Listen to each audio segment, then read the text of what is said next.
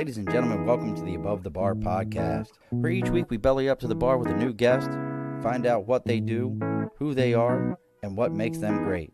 So sit back, relax, and enjoy.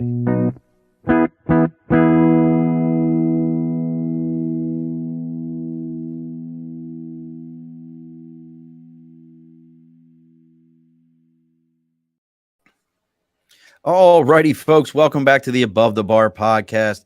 It's your host, Sean. We are back here, bellied up to the bar. I got my co-host with me. He's back. He's done having, I don't know what, I think he was having like lap band surgery or something like that. I don't know where Dibs was at. Fighting bears. Something. That's an emotional breakdown. It's all right. Nothing big. I just was out hunting Sasquatch. Hunting Sasquatch. That's what it'll be. I think it's going to be our new thing. Like when people like disappear on us, we're just going to be like, they were hunting Sasquatch. So we got Dibs with us, but what we have brought with us is, and I might leave this one out here for everyone to figure out who our guest today's twin is that we determined before the show as I looked up who he looked exactly like, what movie character from I'll even give you a hint. It's a famous Keanu Reeves movie that he looks like, who he might actually be. He's a phenomenal musician. His new song, I'm going to promise you right now, is amazing. Has this great vibe of going down the coast or just getting out on the open road with the windows open and turned up. Just one of those like happy, chill vibes, like nothing's bothering you. He's a modern day, what can we say? I don't know. We'll figure it the fuck out. But we brought with us Mr. Kevin Land.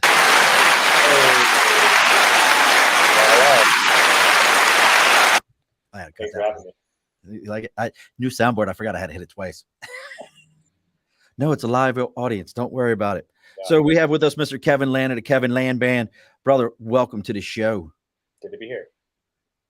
Don't say it with more excitement. I need to hear more excitement. It's great to be here, Sean. There we go. That's what I'm talking about. There it was. But yep. So Kevin's got a new album coming out. Just released a new song that I love called I almost said my blue suede sweater. I don't know where that came from. My blue Windbreaker, but it does blue. That might be another song. That could be another song. Another song. Yeah, there you go. Got another song in me today. Got songs all over the place. But we got Mr. Kevin Land of the Kevin Land Band here with us today. We're going to be talking about his music, how he got into music. Why would somebody even be interested in getting into music? That's always one of those things to me that I'm very interested in. And who knows what other left turns we'll make today. So as we're getting ready to do this, let's go ahead and get our house cleaning done. As always, those of you that are joining us, please share this on every social media site that you got, anywhere that you watch videos, all your Facebook yard sale sites, so we can get banned from every single one of them. Make sure you're doing that for us. As always, over my right shoulder, we have sticker and a cause. Look at how well you can see the Raven sticker now. I want you all to see how large it looks and in charge. Look at that.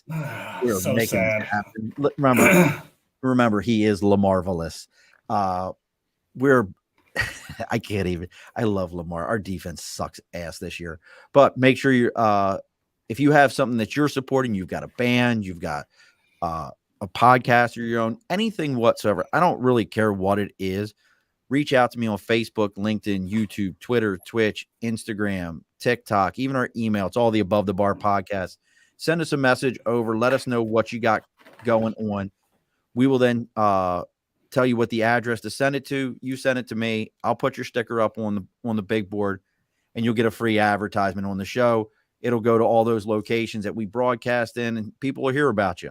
So make sure you do that for us. Also, if your media kind of sounds like it doesn't know what it's doing, and it sounds like, it's playing a recorder, like in third grade, the recorder, and you need to upgrade that, make sure you reach out to Media by Dibs. That's Media by Dibs on Instagram and Facebook, DIBS. And if you go on the LinkedIn, it's going to be Andrew Dibble, DIBBLES. Make sure you mention Belly Up to the Bar. He's going to give you a 10%. Don't shake your head. You love it. You added an S to my name. My last name is Dibbles. Dibbles. He's got a little cute dibbles on his face. Look at them. They're just the cutest dibbles. But reach out. I didn't even realize I added an S to it. But reach out to Andrew Dibble. He'll get you all hooked up. His wife's going to Add that to an S to the end of it now. Reach out, mention to him, belly up to the bar. He's going to give you a 10% discount on your first order and a free consultation. All right. House cleaning is done. Mr. Kevin Land, again, welcome to the show, brother. All right. I've been looking forward to this one. I have to tell you, I love your music. Thank And you. you've got a pretty good sized library. How many total albums do you have out there? Like I was on your SoundCloud. There's a lot. It's confusing. So Kevin Land Band has the one song out, Blue Windbreaker, you referenced. I, as a solo artist, before like launching the band officially, put out over 100 songs on Spotify. So solo, just like writing 3 songs a month for a few years and just like churning them out. Yeah. So over 100. That's a lot of tunage, brother. A lot of songs. That's a lot of creativity there. Something like that. Yeah. I have 0.0 creativity. I just want you to know that. Like I'm the most uncreative person you know. And I tell Dibs this all the time. He's like, no, you're doing it. I feel like when I make a post and Dibs looks at it, it's like my dad going like, it's okay, son. You'll learn to color inside the lines. One day. I'll hang it on the fridge for you. Right. Like that's where all my posts go to is hanging on the fridge. Well, we talked a little bit about Blue Windbreaker. You want to kind of give it a little bit of an opening before we play it here? Yeah, sure. I mean, I love that you accidentally called it the wrong thing, because that the idea of the song is like just being in touch with your favorite outfit, like your favorite piece of clothing or your lucky charm or whatever. And that's what inspired the song. So I was getting good reactions from it, playing it out around town, and decided that would be the first Kevin Land Band song. All right, folks. Well, here it is. The Kevin Land. I keep wanting to, and there's no the in front of it. I keep wanting to put a the in front of it. People call us Kevin Land Band, the Kevin Land Band, Kevin Land Good Times Band. Like you can just, but Kevin Land Band is all it is. So here it is. Kevin Land Band, Blue Windbreaker. Nothing feels better than being all in, with the odds stacked against me 9 times out of 10. And knowing despite that I will prevail, because I wear my luck now from my head to tail. I can't lose in my blue windbreaker and brown shoes. Brother, I'm sorry. Every time I hear it, like it's got that vibe. Like I just need to vibe a little bit. Yeah. No, that's one of those just relax, like just stop and just put it on and just kind of calm yourself down. You're awesome. like it's got like, oh, the edible has started to work. like you look over, like that song's playing and you can see some guy that just took an edible and all of a sudden he went, yeah, that's it. I'm on it now. It's got them good vibes. So now, like you said, this was just like, hey, get in touch with your favorite outfit. Where is that your process? Like I've talked to so many musicians over the time of doing this and knowing musicians, and it feels like nobody says that they have the same process. They're either like, I hunker myself down with 15 pizzas, a bottle of Coke, and all I do is write. And then the next guy's like, no, I stubbed my toe and went, and oh shit, there's a song there. Yeah, I mean, there's usually some overeating and maybe kombucha instead of Coke involved, but like, no, I mean, I mentioned earlier just how many songs I put out, and like my theory has always been like consistency is the most important thing, and then like if you're lucky and get inspired, you will like write a cool song just because you're like practiced at literally coming up with rhymes or whatever. And so the concept of that song was just like, it was like just a title idea that came to mind, and I kind of stared at it for a while, and then one day it was like, here's a song. Yeah. It was your eureka moment, huh? Something like that.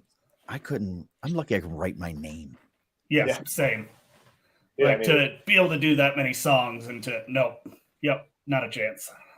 I mean, some of the songs are pretty dumb too, but I mean, Sean is hard to spell. There's like multiple ways. Sometimes it's SEAN, so I wouldn't be too hard on myself.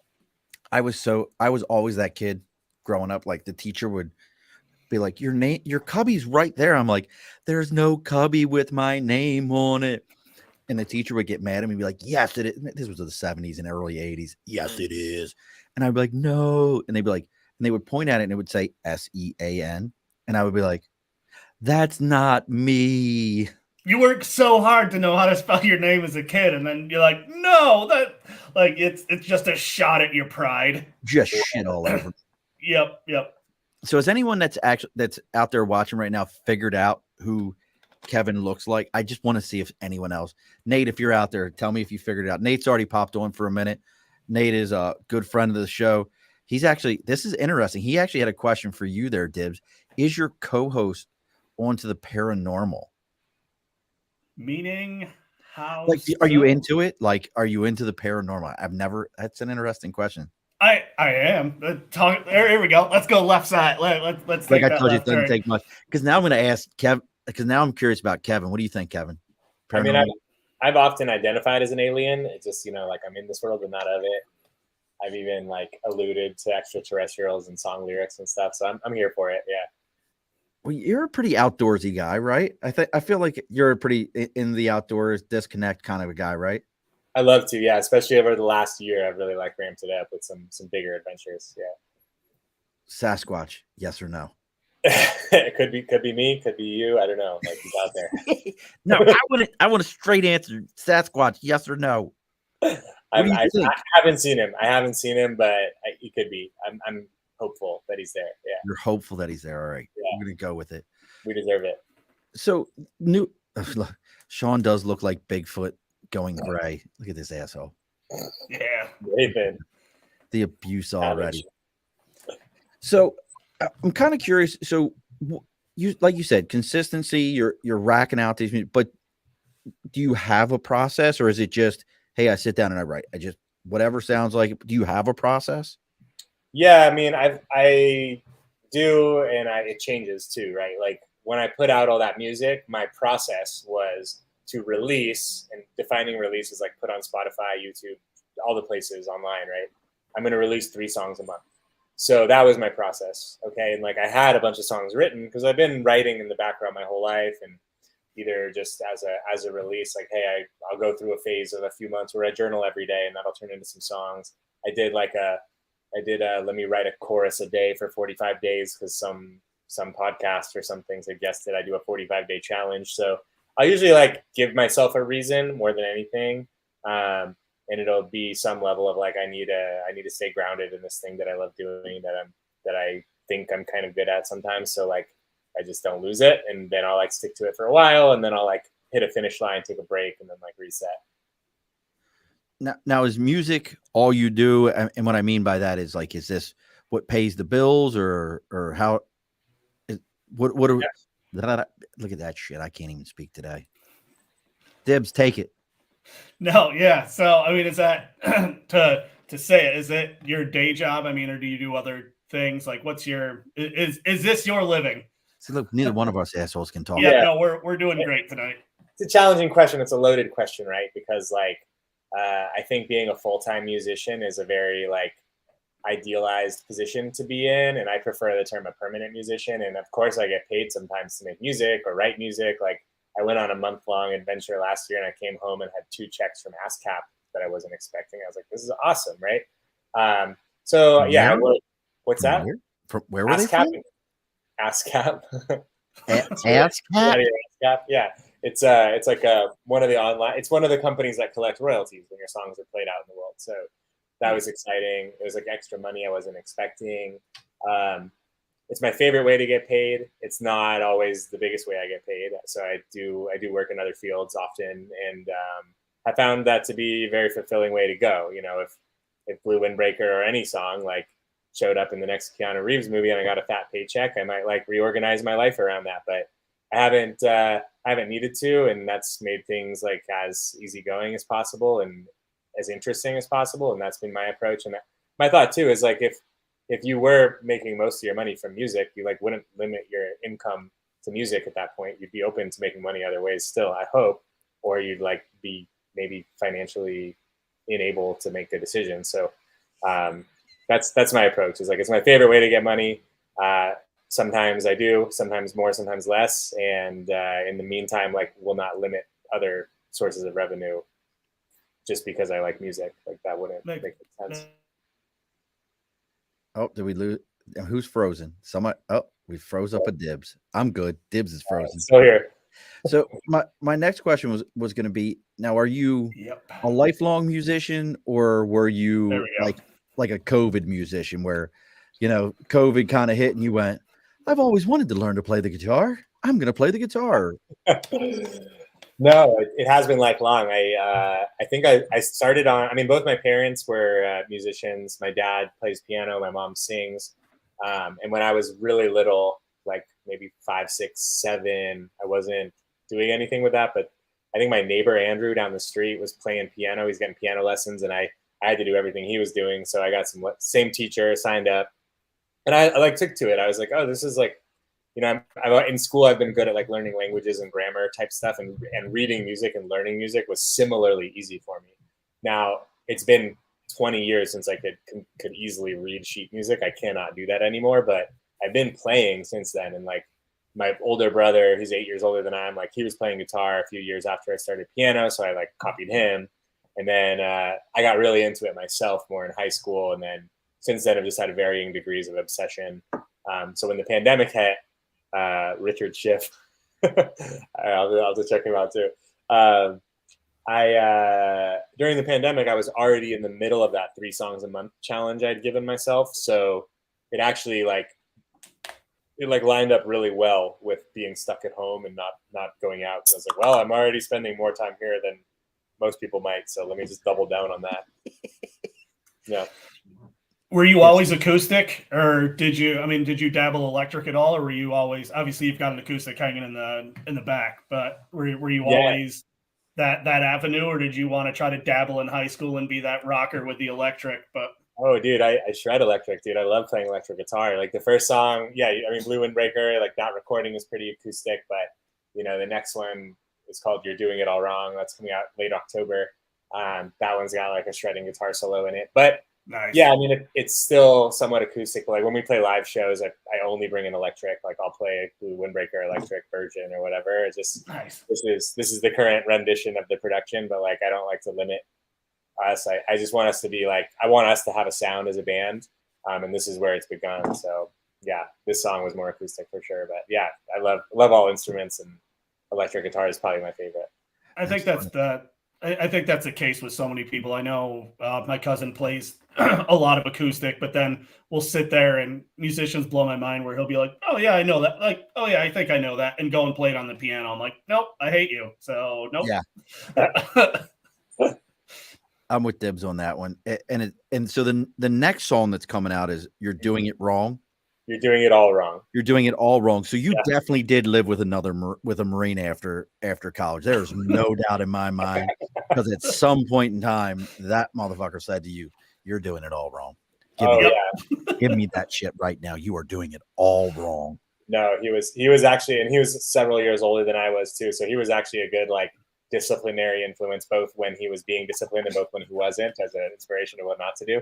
But fitness goals and what I could be doing in 5 years. And we actually DJ'd together. So like I took a detour from like instrumental music for a few years where I was really focused on like DJing in nightclubs, producing music electronically, which is how I was able to record so much of my own instrumental music when I came back to it, as I got really familiar with the tools as like a dance music producer. Nate's over here sending me text messages with pictures of Schiff, and he's like, see, I'm like, nope, that's not the one. I'm telling you folks, if you go back, check out Kevin Land Band. That's Kevin Land Band at Instagram, Facebook. What about Twitter, Twitch, anywhere else?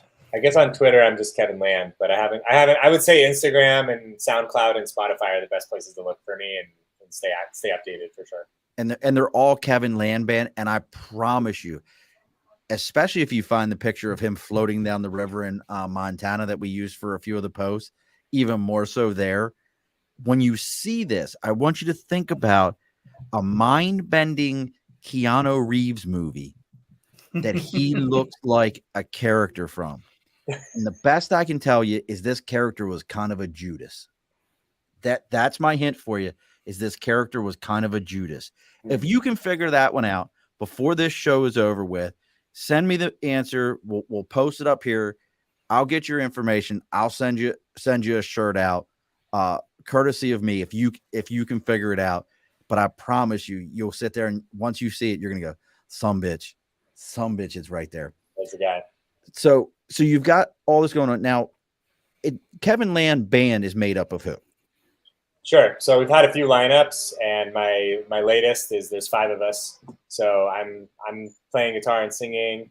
My best friend in Long Beach, Matt, is a drummer. He builds drum sets. They're called beatbox drums, and they're like these compact, like the whole drum set fits inside the box, but it sounds like a big fucking drum set. So we met a few years ago just playing gigs in Long Beach, and have become super homies. And he really helped unlock the concept of Kevin Land Band, because like, I was actually hesitant to use that as a band name like years ago, and he's been there from day one of Kevin Land Band, the current iteration. Like he's been there. So about 3-4 years we've been like friends and building this concept together. Most recent additions, most recent addition is we have a guy, Shaheen, on synth. He's only played 1 show with us so far, but he's a synthesizer. Oh, synthesizer. Yeah. I'm like, I'm telling you, I'm lucky I can play the radio. Yeah, you're doing great, by the way. But synth, he's and not just like, that's where you get like that modern, like just sense of depth and bigness at a show, right? Like, because everyone plays guitar, but like you add that like supersonic like level of just like atmosphere, and suddenly it's like you're at a festival, you're in a movie. Like it just creates that extra layer. So he's playing. We have a show tomorrow night in Long Beach, and there's 5 of us playing, so that'll be our first all 5 of us together. But he and I played a show a few weeks ago with Chelsea Velasquez. She's the most recent. She's the second most recent addition, I guess. She just sings backup vocals and really co-lead on a few songs that I've written. Or now we're getting to a point where we're playing songs she's written, which I really enjoy too, because despite the name of the band, I'm not like, it's not about just my music or whatever. Like I just think the band name works better. It does work. It rolls off the tongue well. Yeah. So I'm in no means like my songs or else. Like we're here to like share good music, and she writes great songs too. So duets and co-leads and whatever. So she's come in and added a lot. And I'm actually moving out of this apartment you see in 2 days, and she's moving in. So like we're switching places. Nice. Bro, you have nothing packed. What are you doing? No. Like there's a lot of boxes. I kept them out. Oh, okay. Like I'm looking on the wall. I'm looking on the wall here and thinking to myself, like, dude, you're out in 2 days. You are really in denial right now. I'm moving 3 blocks away. It's going to be fine. We're going to figure it out. But yeah, so that's 4 of us. And then Brian Narvi is a high school friend, actually, he just joined on bass. And bass has been the hardest position to keep filled. We've had 4 or 5 bassists in 3-4 years. And varying levels of commitment and skill. But Brian, like we've been friends since high school, and we've never played in a band together somehow, but we've both been playing in bands ever since. And one day it just occurred to me to reach out to him. I think for this recording was really the first time he got involved, and when he played, because we had another really good bassist before that, but he moved a couple hours away to be married and have kids and stuff, and we're stoked for him. But yeah, Brian was still available, and he plays in a few projects, but he showed up really big for us, and we've done maybe 3 or 4 shows together with him now. And yeah, we're stoked. He was COVID positive until yesterday, so he's going to make the show tomorrow. We're stoked about that. Well, tell everybody about where is the show tomorrow. I know this will go out tomorrow at 7 a.m. Eastern Standard Time. Okay. So maybe some folks can catch it. And holler, yeah. So, and I'm not sure if it'll be online, but it's part of an event in Long Beach called Sweet Sounds. Like, it's at a chocolate shop. Out front, in front of the chocolate shop. So it's called Sweet Sounds. It's typically an open mic. It's a once-a-month open mic. However, because it's the 5-year anniversary tomorrow, it's more of a showcase. And there's a lot of great talents playing, a few songs each. And then Kevin Land Band is one of 2 headliners. So we'll be playing around like 8:30, 9 p.m. Pacific time. The full 5-piece band. It's at a place called Kubo, which is like an abandoned church in Long Beach. Really cool setup. There's like, yeah, it's just a really fun vibe. It's like I used to go to so many open mics. Now I only go to one, and it's the Sweet Sounds event. But tomorrow it's a showcase. So yeah, if you follow Kevin Land Band on Instagram, you can find out details. If you're in the area and want to show up, it's going to be a lot of fun. A lot of other great bands playing, or solo acts both. So yeah, but first time for all 5 of us together, which is great because we have a bigger show in about a month where we'll get to play a whole set and everything too. This is like 4 or 5 songs tomorrow. Nice. So being in Long Beach and being in SoCal type thing, have you guys done any, like, I'll call it street performing, but I know when I was living out there, some of the musicians that I heard that were on the beach and stuff were phenomenal. I mean, and it's just, and sometimes you'd be like, oh yeah, it's someone that's just out there performing. They just want to do it. And it turns out that they've actually sold and have 200 songs out there. Like, is that something that you guys do and do that street performing aspect of it to gain some attention there? Done some of that. So, I mean, there is, busking, as it's known, like there is a big contingent of that. Busking, it just means performing on the street. I learned that word like 3 years ago, and I've been doing it for a lot of my life, so don't feel too bad. Keep using words I don't know. Keep playing around. I'm here to educate. So I'm just going to take ASCAP to sleep with him.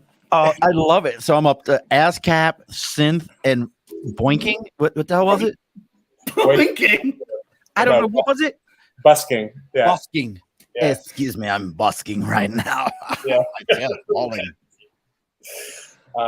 Yeah. And I'd say I've actually done more of it in Long Beach. I used to live in San Francisco. We did some there too. But as a 5-piece band, no, but like me and Matt, the drummer I mentioned, like his drum sets are especially great because you can set up a big loud kit. That's kind of what made me think of it, because you said that it was so compact. That's perfect for setting up on a beach or setting up on the sidewalk right there.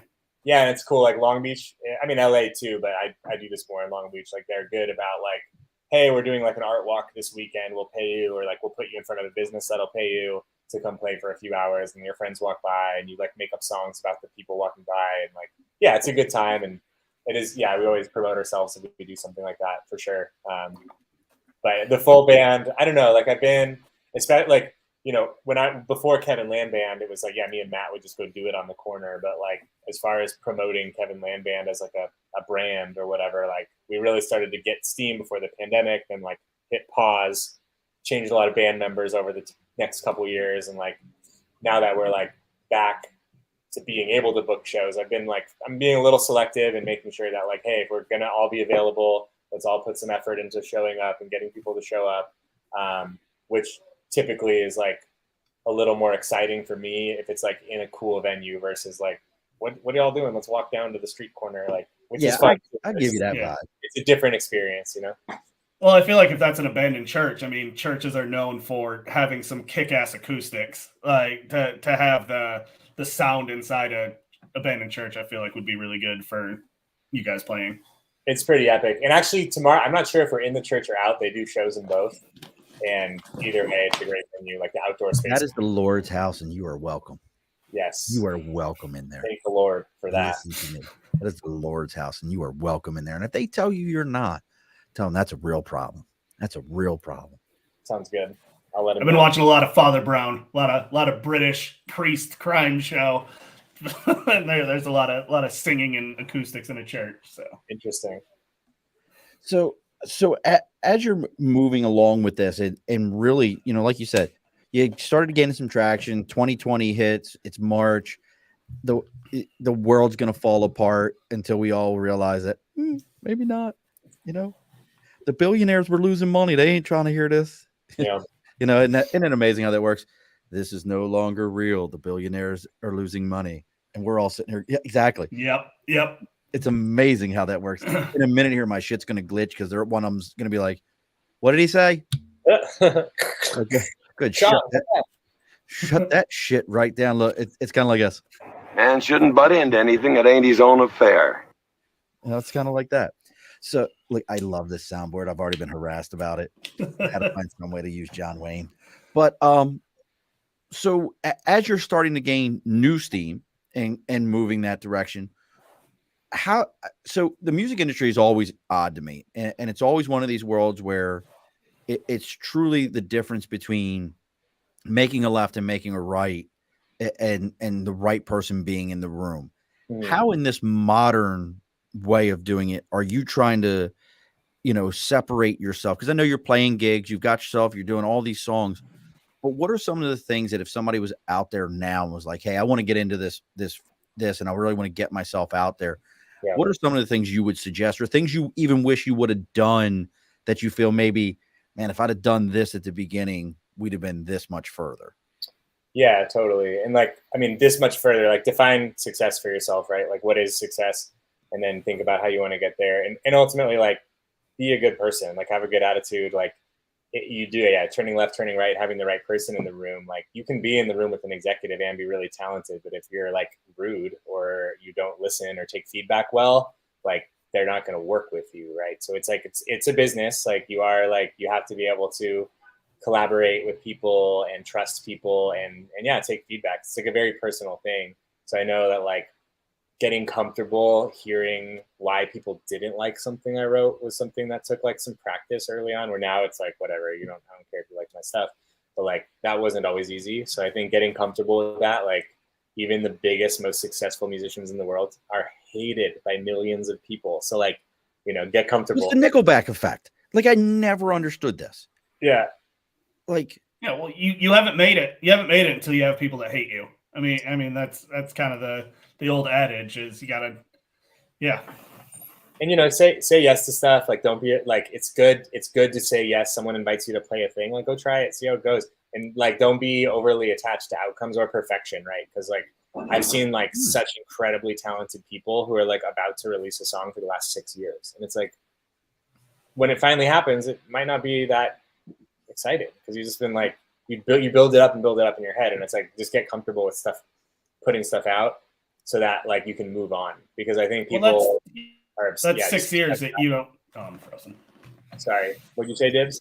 No, my computer. No, I was saying, yeah, it's 6 years that you could have been doing, writing that many more songs and really finding yourself throughout that. So absolutely, like do it. I have, and I know people or have had friends or worked with people who are like very professional, full-time, highly financially successful musicians, right? And like the advice they give, if I ask, is like just make sure you love it. Like do it because you love it. Like it can be a job and you can love your job, but like if you're you don't want to hate it or be stressed out about it, right? Like you do it. You started this because you like it, and like you should continue to love it and do it for that reason primarily. Now, Dibs keeps freezing. It's so funny. You're not frozen right now, but it's funny when you freeze, Dibs. So it's Nate, Starlink. it's Skynet. The hamster died. Okay, just let it bring back to life real quick. Dibs does all of his recordings from a bomb shelter that he dug himself with a spork. I live in the middle of absolutely nowhere, Michigan. Like absolutely nowhere, and I've got Starlink. So thanks, Elon. Like at least I have somewhat good internet. You and the Iranians. Yep. Did you see that? Side complete left turn here. Did you see that? No. So Iran is using Starlink, or so I love this one. So I hope you guys love the Iranians because it's not Elon, it's the American people are providing them with internet access. He's actually like they're doing something in like airdropping stuff into Iran because the Iranian government shut off the internet because they were tired of all the rioting, and we're dropping Skylink or Skynet or whatever it's called into Iran. And at first people were like, this is so great, our government. And then people were like, oh, Elon's not paying for that shit. You are. And people are like, what? That's bullshit. That's bogus. This is so I don't know. Dibs. Actually, we'll let Kevin pick this one. Kevin, pick a number between 1 and 2. 1.6. There you go. So that means this one. So Tim says, Dibs, he can't tell when you freeze or when you're unfreezing. Do you want me to I'll just have a clock behind me or something, or I'll just randomly do fingers. There you go. You're gonna have to do something. And then this is definitely for you. Nate's most important question that he asks during every show for us is, what is your favorite go-to food? For me, right? So it's funny, like where I live, up until I've been living in this apartment for 6.5 years.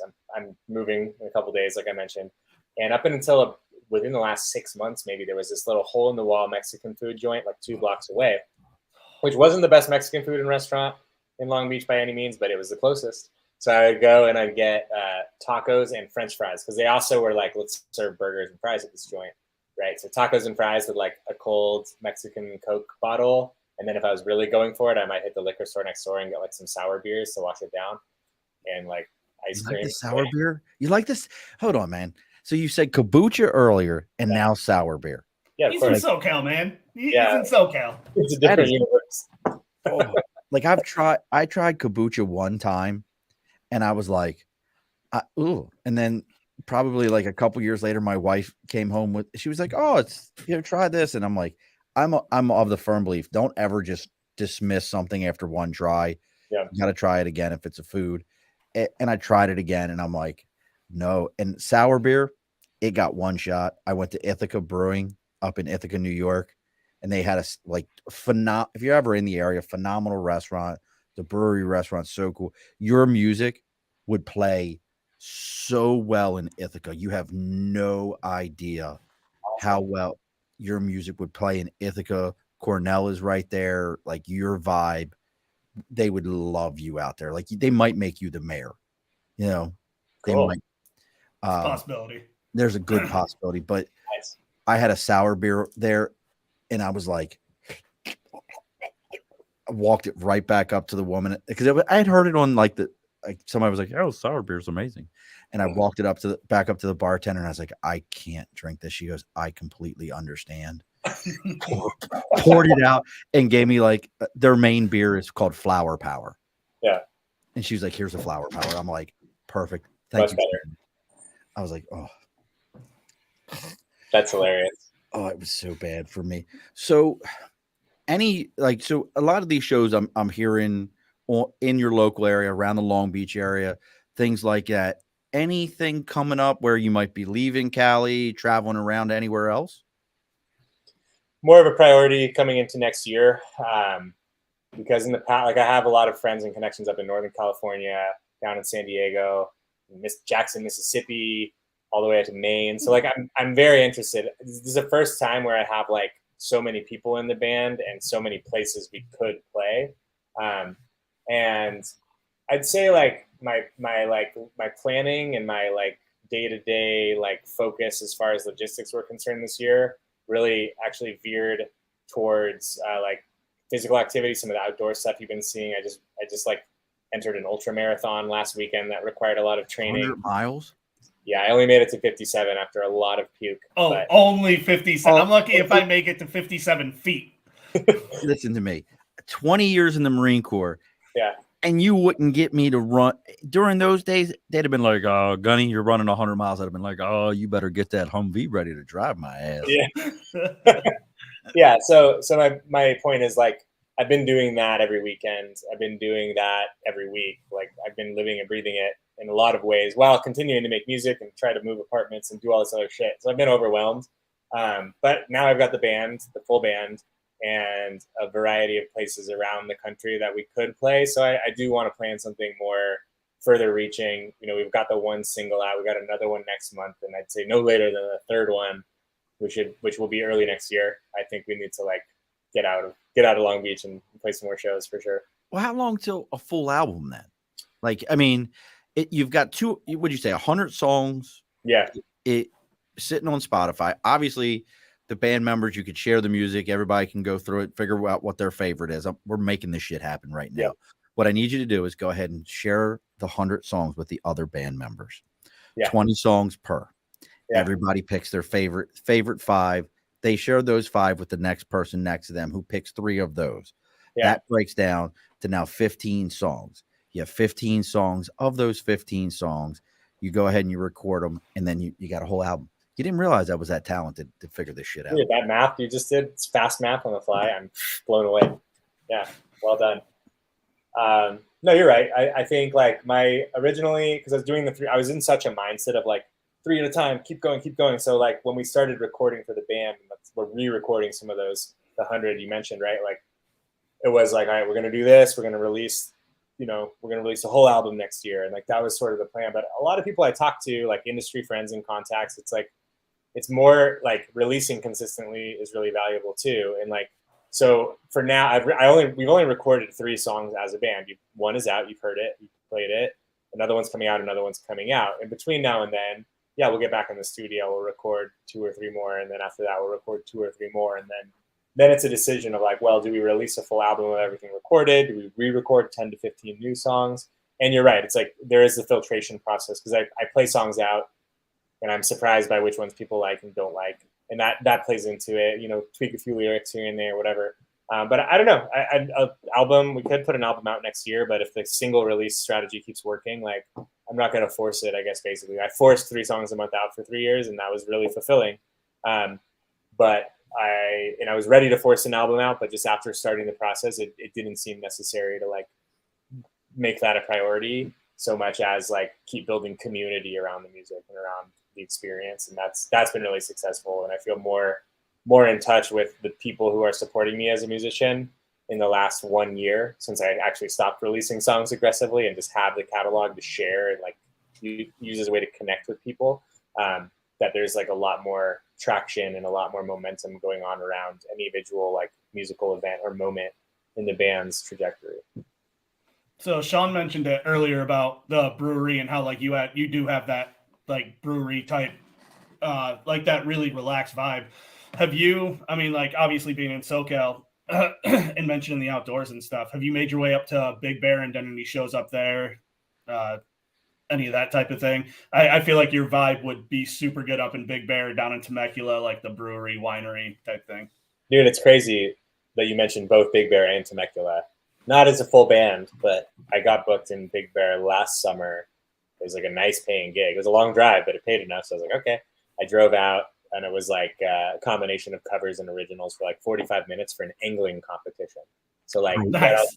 Like fishing, angling? Yeah. So I was like, just play through the afternoon. I was like, Eagle song, Kevin Land song, Beatles song, Kevin Land song. I was just like, moving them all together. And that was a great day. That was like a Sunday. And then Temecula is actually, I haven't played a gig there per se, but I have a really important musical connection to Temecula and some friends who are the daughters of the bass player from the band Free, which had a big hit song in the 70s called All Right Now, which is like in every car commercial you've ever seen or whatever. If you look it up, you will instantly know the song. But like they, Andy Fraser, the bass player from that band and writer of that song, he passed away maybe 6-7 years ago now. And these girls, Hannah and Jasmine, inherited his old home in Temecula.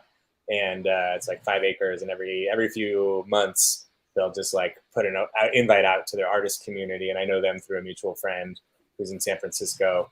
And they'll just host us for a few days, and it's like a little mini Burning Man showcase, DJ music. So Temecula, that's fun. Yeah. My music plays in Temecula, but in a unique and atypical context. Well, Temecula is that mix of wine country, brewery, like it's such a because it's right there between LA, and that's when I lived in Marietta for a little while. So it's that mix, like, oh, where do you live? I'm like, I'm an hour south of LA and I'm an hour north of San Diego. Like it's just that mixing point of so many different cultures and stuff out there. Like you go to a country bar, which all the Marines went to, Sean. It was very was it like the Stampede, I think, is something that's downtown Temecula. But yeah. I went to one country bar in my entire life. Once. One, will never go again. Have 0.0 interest. I'm not that guy. I'm not the guy that somebody goes, "We'll go to a country bar." But what's crazy about that is 2 of my favorite artists right now, like modern artists that I really enjoy, is Tyler Childers and Sturgill Simpson. Nose on the grindstone. Like, love both of them. Would go see them. Another one that's coming around here that I've been turning a lot of people onto that I really love is Marcus King. And I like jam band. And that's kind of I listened to some of your music and I definitely got kind of a jam band vibe going on there. Is that something you would go, that you like to go towards? Or is it more that's kind of like, yeah, we got a little bit of that vibe, but it's not really what I enjoy? Yeah, I mean, I think it's more part of the vibe than necessarily like what I'm quote going for. I love, like, in 8th grade, I was obsessed with like Led Zeppelin and Jimmy Page, and they put out all those like DVDs with like, here's Stairway to Heaven, but the guitar solo is 12 times longer than you're used to, and like 48 minutes for Stairway to Heaven. Enjoy. Yeah, exactly. So like, I'm really into that idea, like the live version being way more of a jam, but like and I've gone to a Fish show and taken acid and had a great time for sure. But like, I'm not necessarily like trying to write 18-minute songs or anything either. You know that a Fish, well, I read this years ago. I don't know if it's still true, but there are 4 guys in that band, and like after every show, they each get into their own private bus, and then they text each other like all night, like being like, "What do you think of the show?" Like, "Oh, I don't know that song we played the 3rd song in was like that was crazy. Oh, what about that fan you saw in the 6th song?" Like, I just think that's hilarious that they're like, That "No." strikes me as something Fish would do. Well, where Dibs is kind of from. I mean, out this way, and where I live in Albany, New York, Fish is huge out here. They do now. They moved their New Year show. It used to be always up in this area. Now they do it out of Madison Square Garden. Wow, yeah, they're huge, man. And like, I do like also like during the pandemic, something really cool happened in Long Beach. Is like, especially before venues were even slightly close to reopening, is like outdoor shows started happening all the time. So even if we were playing, song after song, it'd be like, you'd see this a lot, right? Like, hey, it's either an open mic or like, hey, we're gonna have Kevin Landman play, and then we're gonna have this other band play, and then we're gonna have an open jam for 30 minutes, and like everyone would just jump and grab an instrument, and like I would be playing drums, and like I'm not a great drummer, like it'd just be fun, So that's like that jam band energy or like the feel good level of it. And then, every now and then you'd be like, holy shit, like those guys ripped for the last 15 minutes. Who are they? So that's something I appreciate and enjoy and like bring into the equation, but I wouldn't say it's what we're going for necessarily. So like you obviously, you were talking about like the whole pandemic and putting out so many songs. Did you do any essentially live shows? I know a couple of band, like I'm a huge Bumpin' Uglies fan, which is like that Sublime type feel. Nice. Type thing, but they did a whole, like the lead singer just himself did a whole release where like every Thursday he would go live for an hour. Like, did you think about doing any of that stuff? Would you do any of that stuff just to, kind of not necessarily keep yourself relevant, but just to anyone that listens to you to kind of give them something to go with? And it's a whole different feel in-home studio type deal. Yeah, and I did some on my own. I got like booked to play a couple online shows like that through people that I knew in LA and such, and I enjoyed it. I took I don't know if you guys heard about Clubhouse. That was an app that got really popular. Funny. Yep. So that was like part of my like in-person, right? Like I had a writer workshop called Aim for the Heart I was going to every week in person. That moved to Clubhouse at one point, and through that I met some other guy who met some other guy, and like I was on this app, like this streaming app, for a couple months where I would just get on the stream every morning, and like it was actually a contract. It was really weird. It was kind of like Twitch or something where like you could get paid if you had a certain amount of viewers and a certain amount of like. Was that Fireside? It was called Bigo, actually, Bigo. I think it was from Singapore, something like that. Sounds. And I don't know. It never really took off for me, but like I gave it a go. It was like I remember I would occasionally, like, some woman would sign in and she would stick with me for like 90 minutes and just like ask me questions while I played songs. So that was cool, like a great way to like connect very specifically with like one person, which I think goes a long way. But I have a hard time like building an audience, especially when like I'm not actually talking to anyone. Like here we're online, but we're like all chatting with each other, and it's like to just sing on the screen and then like read the notes and be like, oh yeah. Brother, I got to give you this because 110%. I have tried. When I started doing podcasting, I was like, well, I could just talk out into the ether. I'll just get it all off my chest. And I realized that like 10 minutes into that, I felt like a crazy person. That like I'm just talking out into nothing and there's no one responding back. It's like talking to my children. It's like no one is responding to this. So I understand exactly what you mean. That's why I like what we're on right now, StreamYard. That's why I like StreamYard, because people can interact and have a conversation.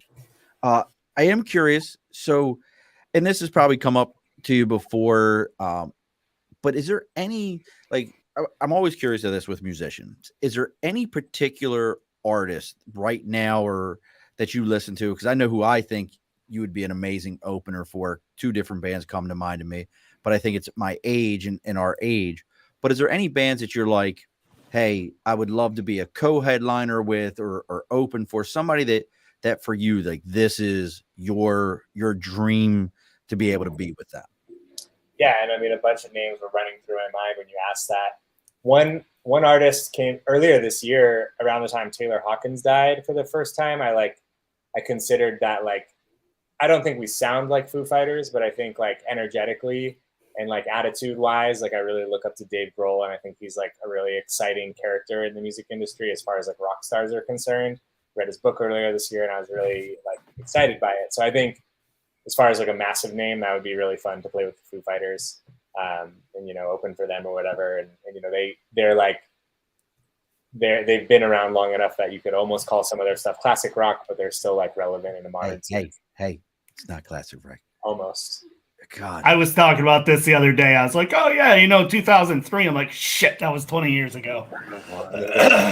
Shit. Anyways, it's alternative. Ultimately, it's alternative rock, and that's like, I think alt rock, indie pop, like that's where Kevin McMahon sits. So like, as you were saying it, I've never really thought about Tame Impala being that band, but like they would be a really cool, like more modern Tame Impala. Yeah, like I didn't realize how big they were until I saw them at Coachella on the same stage and night as Radiohead, and I was like, oh, they're also a big deal, I guess.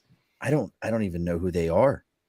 Yeah, they're cool. They're like very indie rock, like a lot of the synthesizer, like creative songwriting, like trippy, but also like modern and catchy. I think that would be pretty cool. There's some like Long Beach bands like Rival Sons that would be cool to play with. And then another one came to mind when you asked, and now it's escaping me. But so you know what I was thinking was Dave Matthews and Counting Crows. Dave Matthews for sure. I actually thought that name. Thanks for the reminder.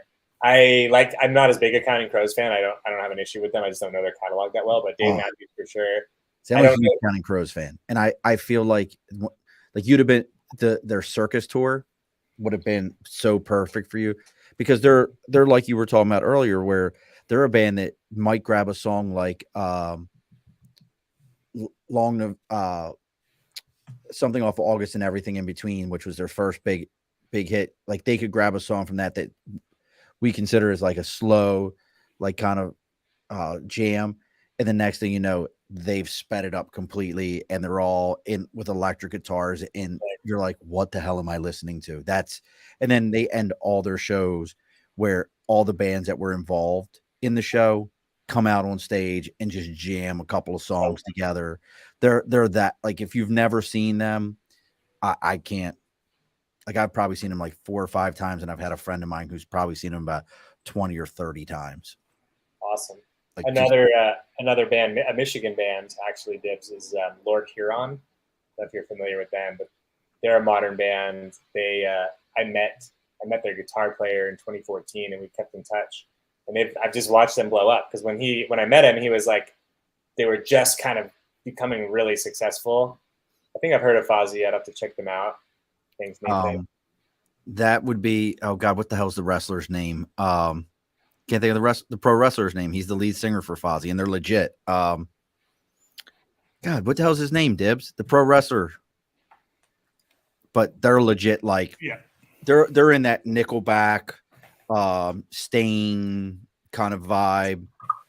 I can't think of the name of the pro wrestler right now. Now I am going to put you on spot for a second, Kevin. I know you weren't prepared for this. No one was prepared, but I'm trying to figure out. So it's probably your left shoulder. Chris Jericho. Chris Jericho, the pro wrestler Chris Jericho, is the lead singer for Fozzy, and he's legit. Like, they're a legit. When I first heard about him, I'm like, is this like some kind of, like stupid, like, look, I'm in a band, but I'm a wrestler? No, he's a legit musician. You know who else is a legit musician? Is the hell is his name from? This is my problem in life. I remember no names, Kevin, at all. Just had the thing with Amber Heard, Johnny Depp. Johnny Depp is like a legit, like, if you find, like, he can sing in the entire 9 yards, but there's a guitar over your left shoulder. There is. Would you be willing to serenade Dibs and play something? I don't care, something that you feel like maybe nobody's heard yet that they should hear, or you can play some. I almost did it again. Blue Windbreaker. I almost said blue suede. Blue suede velvet smoking jacket. Yeah, blue suede smoking jacket. That is even better. Would you be willing to serenade? Do you have the vibe right there? And all I can say is, Well, baby sister, I don't think you can get $50. But Adam West. no, it's John Wayne. John Wayne. How embarrassing. Yeah, I this guitar is more of a collector. I was gonna say that's a display piece. That's too beautifully displayed to not play. I don't know anything. It was signed by Tom Morello at the guitarist did. Against the Machine a number of years ago. So, and then it broke. I was still playing it, but it actually broke. So I just hang it now. But I could play you something. There's other guitars back here. If you're down, yeah, sure. Are you down? Yeah. I didn't mean to put you on the spot. Actually, I did, but I did. You totally did. It's gonna be like this awkward. Oh, there's only like 8 guitars leaning up against the back I wall. don't know what I'm gonna play. How can I find a guitar? He just turns and there's just 8. 8. That was one of those like, Sean, I wasn't prepared to play something for you. I don't know which one of these instruments I could use. So before you start playing, what is your guitar? Do you have a brand of choice? Obviously, you've got your Fenders that are the big ones, but I know that there's some smaller ones out there too. But so the electric guitar I've been playing since high school is called G&L, which was Leo Fender's second guitar. Company after Fender. And then by coincidence, I've gone both acoustic guitars that have lasted me the longest have been ones where I went to Guitar Center seeking a Taylor or a Martin and then wound up buying something else. Or not even Guitar Center, but the shop where I was going to buy a guitar. Yep. And, this one I got in 2019, I think. It's a Takamine. It's a Japanese brand. They're fairly large. They're not as big as the other two I mentioned, but I really like this guitar a lot. And then I used to have a Korean guitar made by Parkwood. That one got stolen a number of years ago. That's when I got this one after. So those have been my favorite acoustics. But I love the G&L. I haven't bought a new electric guitar in a long time. I'm also, side note, I'm not someone who's like, oh, I can't produce. I don't have the right gear. Oh, I can't play. I need to buy a new guitar. Like, I don't buy into any of that. I'm like, you can get more out of the same guitar indefinitely. So like, I don't. Yep. That's the only guitar.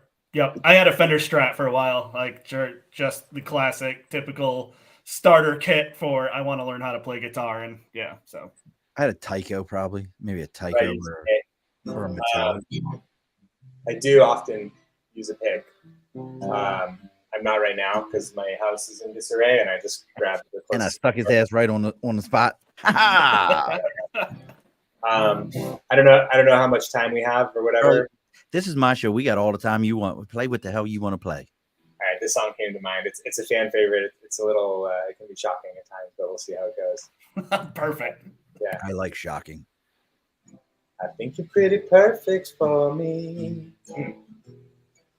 My heart loves your electricity on fire. And don't you think you and me could write a story bigger than the sum of she plus he? I'm talking about we got all the same dreams. And I see who you be, more than just a student. No more being prudent with you.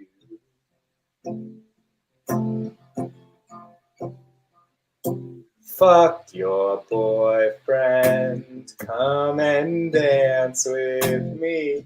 Hey baby, can I keep you company?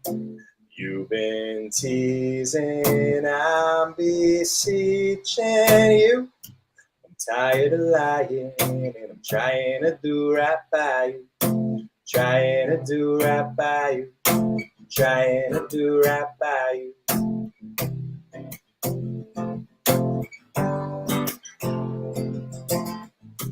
99 cigarettes and 99 decisions later,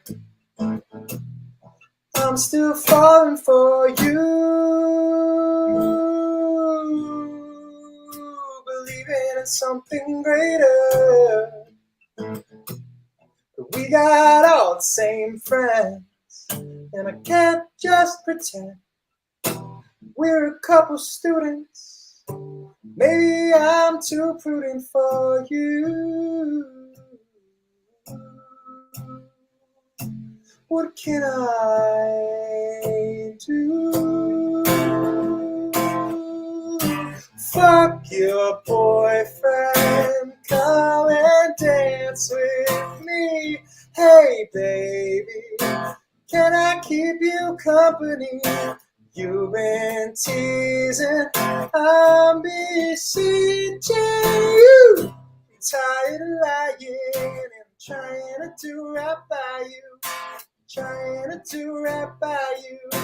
Trying to do right by you.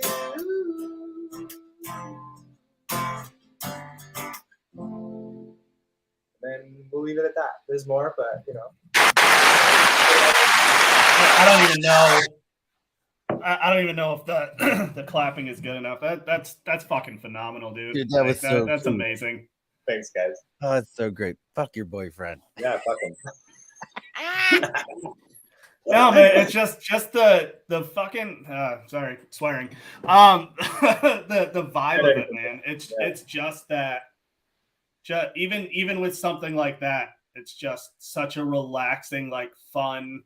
Just have a beer to it. Just sit outside and just give zero fucks. Like that's how I feel when I listen to that. You're Kevin. There is another. I know we went over some rules of the show. There's one extra rule, and I guess now that Dibs is, and for those of you who haven't figured it out, Dibs is he's becoming my sidekick with this and moving in and trying, when I can take some days off and everything. So, because New York City Comic-Con's coming up next week and I'm going to be in the city, and I think Dibs is going to take over next week. We're going to see. We're going to see if he can handle it. If he fucks this up like polio, we're going to see how well it goes from there. Hey, polio just means I don't have legs. We'll be all right. Yeah, go get vaccinated. Look, get vaccinated, people. Shit works. Been working for a long time. And somebody's going to call me up, hit me up, be like, "Oh, don't talk about that." Yeah. Science. Who knows?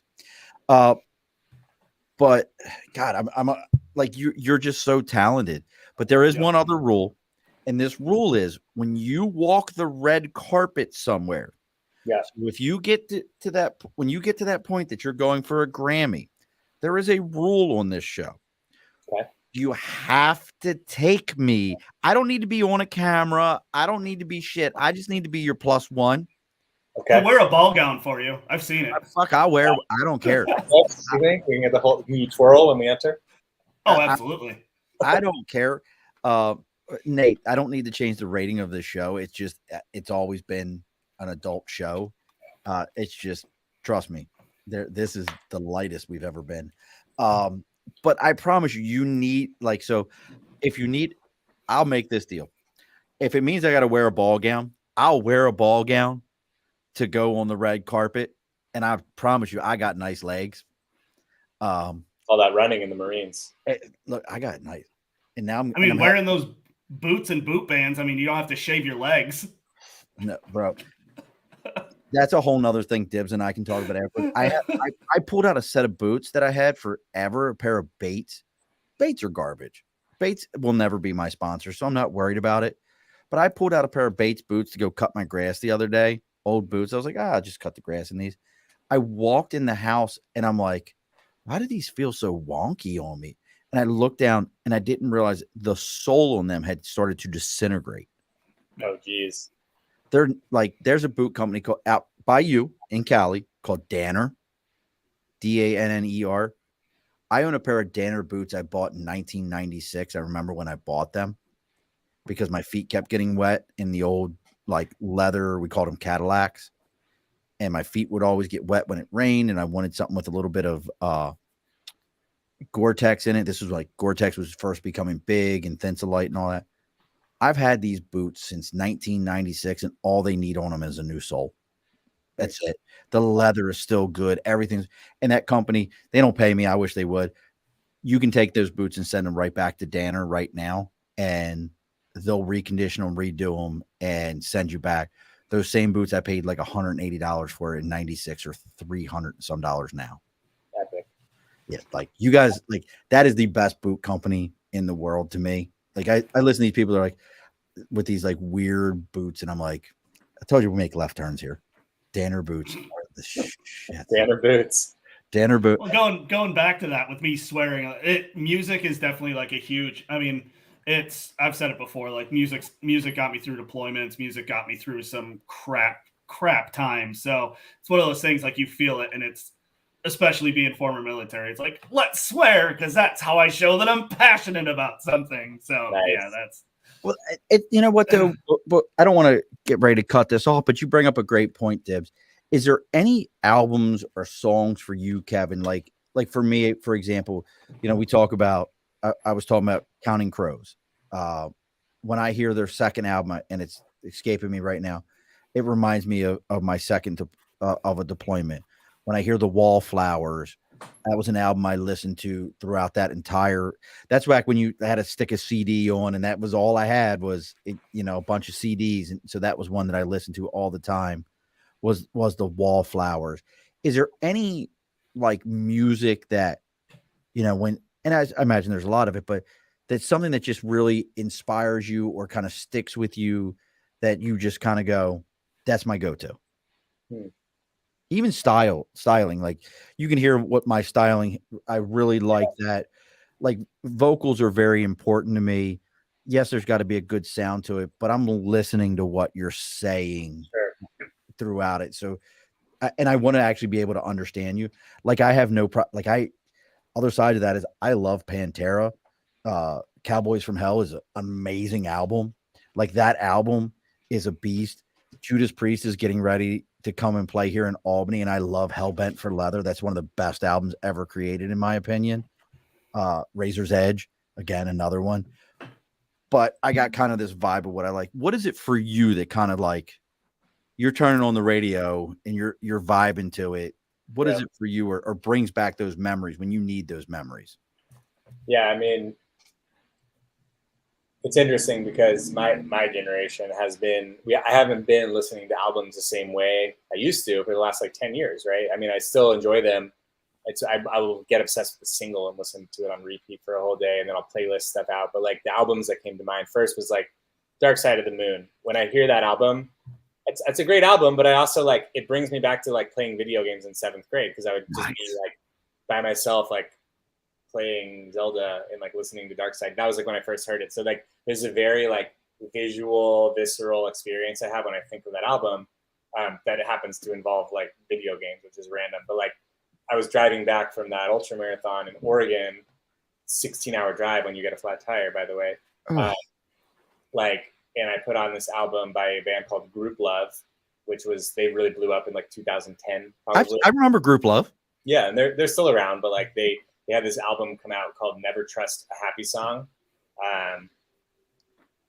Yay, that's awesome, Kristen. And Krista, who was a guest last week, she's actually very politically connected in California. She's very politically connected, and I got to agree with her. For those who can't say it, she totally agrees with our guest. Music is great therapy. It can heal your soul. Beautiful. But yeah, I love that. I love the album. Both this vibe of it is very like happy and high energy.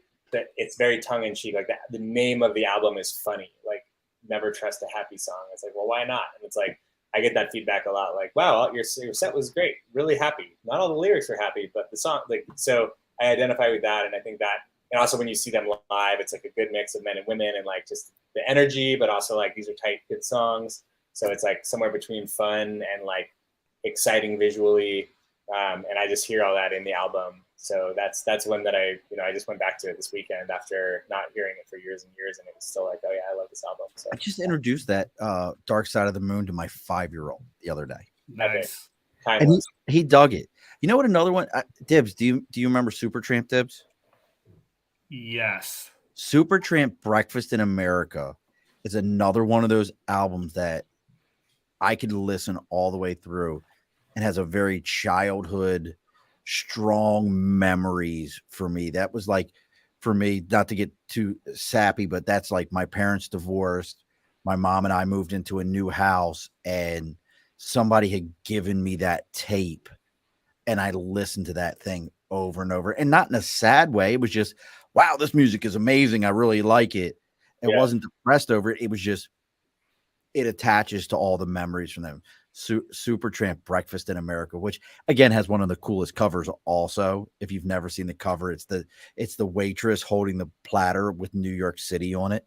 Ooh, cool. I like Supertramp.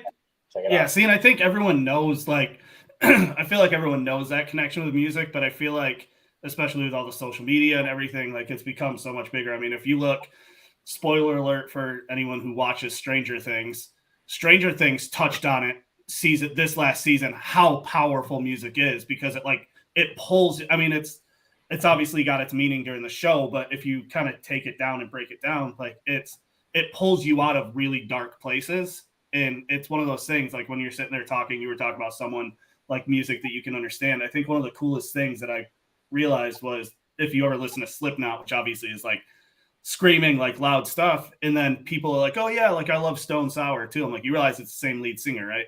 Like, no way. Like, no, it's Corey Taylor, like, is the same lead singer. And I love when you can get a band that has such that dimension. And it's kind of like that going from electric to acoustic, talking about songs that mean something, Sean. Five Finger Death Punch has Wrong Side of Heaven, which is about PTSD and stuff. So I'm with you, but man, I'm really feeling like Breakfast in America, Supertramp. Five Finger Death Punch. Yep. It's Well, right no, it's soul. It's into my soul right there. It's because they have it. They've got their electric, like really hard version, and then they've actually got an acoustic version. So it's just that ability to translate the different style of music with the same bands. Well, that's you know what you bringing up the translation, and I'm curious. And folks, if you're still hanging with us, thank you. We're quick. This shit happens when I'm enjoying a conversation.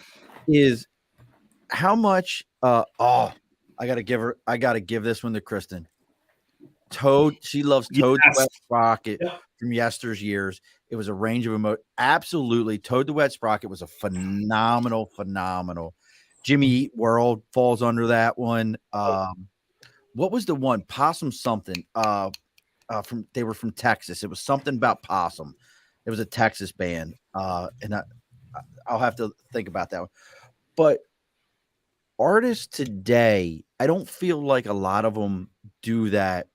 So you used to, think about like Poison, your hair bands. They would always have that ballad song. Why don't your artists do that today? Like I was just even love songs. Like I was listening to on Sirius satellite radio. I was listening to the channel Groove. It's all like 90s music, like that 90s through early 2000s, and they're playing like Tony, and these like Black Street and all these bands, and I'm like, yeah, we used to like jam, dance, like grind to this stuff, and I'm thinking to myself, and I don't listen to a lot of the newer stuff that's out there, and maybe I'm completely just an old fart at this point, but I'm listening to it and I'm thinking, my kids listen to like mumble rap and just stuff that I'm like, this is not good. Like where does this change at, or what have we lost? Do you know, Kevin, or is it just we're all old farts? No, I mean, I think it's changed.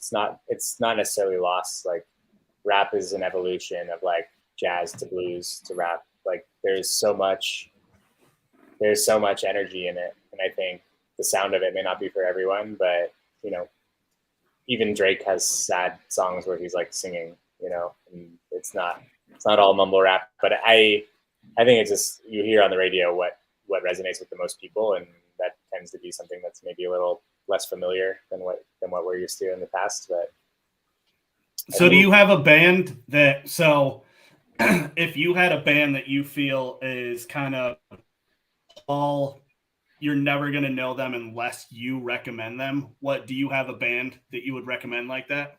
I like that I can find, that I'd be able to find that. I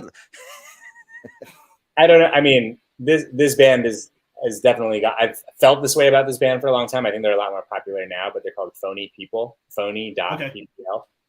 I think they're a great. It's like a 5-piece band, 5 guys. They do like hip hop, rap, pop combo. Really cool band.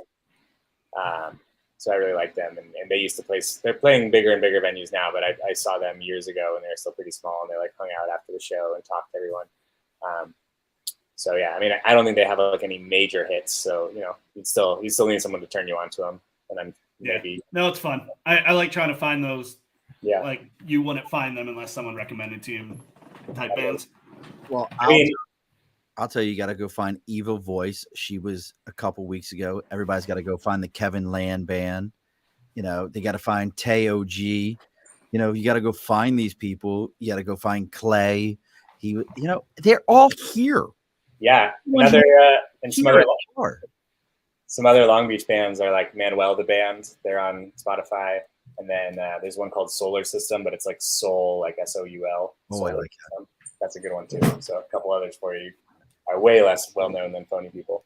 You got to go find Isaiah Gill. He's another one. North by North. Punk is a doornail. Punk is a doornail. There we go. That's another one. You got to go find all, because you know why you can find them all, Kevin? Because they're all playing here at the Above the Bar podcast. All here. They're all here. We got to get ready. We're going to get ready to shut this thing down. Got to close the bar up. We got to make sure all of our stools are pushed in. We got to make sure everything's situated here. So we got the show tomorrow. Yep. And that's there in Long Beach. What's the venue again? Kubo, Kubo. Check out Sweet Sounds on Instagram or Kevin Land Band, and you'll find more details. So make sure, and that's at Kevin Land Band. Not the Kevin Land Band, like I've jacked up at Kevin Land Band. The banner that's running across, if you're watching the live, is completely correct. My verbiage is what is not completely correct. So make sure you're reaching out and you're checking that Instagram, Facebook. He needs more. Look, when this is done, he does not have enough Facebook followers to Kevin Land Band. I need more followers. So make sure you go on there and you follow Kevin Land Band. He needs a lot more followers on there, so that everyone can know what's going on with him out there. And then we need to find venues to make him come out to the right coast. He's too much time on the left coast. Come out to the right coast. This is where you need to be.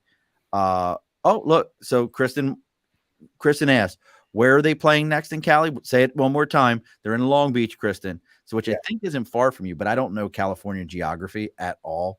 I just know it's out there on the left. Yeah, we're in Long Beach tomorrow night, and then late October we're in somewhere in Orange County. I'll have to follow up on that. Wait a sec. I think that's where Kristen is in Orange County. She'll tell me here in a minute, or put a message here, Kristen, or send me a text. I think she's in Orange County. Kristen can reach out on Instagram or Facebook, and we can fill her in on the latest. Make it happen there. So we've got that coming up. We've got God, I almost did it. I don't know why. I can't wait to listen to your music. I will follow Kevin Land Band. Look at that. See? Thanks, making fans already. And then we have Blue Windbreaker, which is just a phenomenal song. I'm telling you, like every time I say it, I want to play the video that I got just because it sounds that good. Yeah, she's in OC. She's in Orange County. I thought so. So make sure you're checking those things out, making sure you're checking out Kevin Land Band. Anything else you got coming up here that you want everybody to know about? Yeah, we got a new song coming out at the end of October. So yeah, follow along on all the things you said, and you'll get the update on that. But new single late October. I think we're eventually going to do a video for Blue Windbreaker. We've been shut down by a lot of like scheduling and venue conflicts, but that's in production. So video and the song this year, and then more next year. So just follow along. I've already got your merch figured out. Also, at every one of your shows, you could sell Blue Windbreakers with the emblem on it. I'm like, it's the low hanging fruit. I've got. I'll design them and mock them up for you. Well, there you go. Dibs does design, so Dibs can do your design for you. You'll be all set. I mean, beautiful. I just see like this amazing show where everyone's got different Blue Windbreakers on. That would just be so much fun. I love it. It would be so much fun. Dibs, you got anything coming up here that you need everybody to know about? Nope. I'm just gonna keep. I'm still designing. If anyone needs any banners, I mean, literally anything you can think of that you need a creative edge to, let me know. All right. And then next week, folks, we've got Dylan Quill coming on. We're talking sci-fi. Dibs is going to probably take that one for me because I will be at New York City Comic-Con taking pictures, posting them for the show. I will be on a scooter the entire time because I tore my ACL. So no walking the floor this year. It will be scooting the floor. And my best friend, who I was like, you should get a scooter too. Like you have it. He's like, I'll be damned. I'll be damned. I was like, I won't. I can't walk too far before, like, especially if you've never been to any of those shows. You don't get to take full 30-inch steps. It's all like you just feel your ACLs and MCLs disconnecting. Yeah. Oh, it's so bad. Like I just know how much, and I don't have an ACL in my left leg right now. So yeah, it'll be just joyous. But a week after that, I get my surgery. So I'm looking forward to that. So we've got that coming up.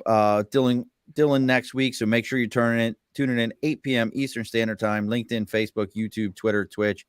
As always, look, Kristen's on it today. She's hanging out with us. She says she wants to buy a jacket. They need to put them on their website. Easy money. Don't wait for the concert. Sell now. Look at that. She's ready to buy blue Windbreaker from you, brother. KevinLandman.com has t-shirts. We'll get the Windbreaker up there ASAP. Say, look at that. Dibs will help design you a Windbreaker. Perfect. I'll have one designed tomorrow. Hey, look, you don't understand. He's a psychopath. He will absolutely have one. Send it over. And as always, there, folks. If we talk about stickering a cause, we talk about things that are going on. Maybe you know somebody that you think would be a great guest for the show, and you're like, "Hey, I know somebody who has a legitimate band and does things." And please, and when I say legitimate band, folks, I do not mean hell, I don't give a shit. It could be like Silverchair and your kids in the garage. Silverchair still, they just released a new album. Here's one for you. It's Blast from the Past. They just released a new album. So make sure you reach out to us, and you can find us at all times: Facebook, LinkedIn, YouTube, Twitter, Twitch, Instagram, TikTok, even our email. It's all the Above the Bar podcast. Email is theabovethebarpodcast@gmail.com. So make sure you reach out to us, send us a message, let us know what you got going on. As always, the guest gets look, and this is a fact. I'm going to tell you, Kevin, this is a real fact. She does know people. She knows, like I've told her before, if I ever get into the political arena, it will be led by Kristen Manna. She's going to have to figure out how she's going to do it in New York, but we're going to do it. But as we do on every single episode, Dibs, do you have anything? Do you have any final words, Dibs? Do you have anything? Thanks for having me, as usual, as a co-host, man. I love it. I'm definitely going to be listening to a lot of your music. I absolutely, definitely will be putting that through my, as Pat McAfee says, through my ear holes. So I appreciate you sharing that, serenading me per request of Sean. So Of course.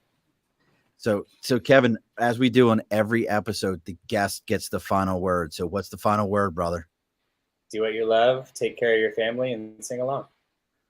All righty. And don't log off. We got to talk, and be sure to push your stool in.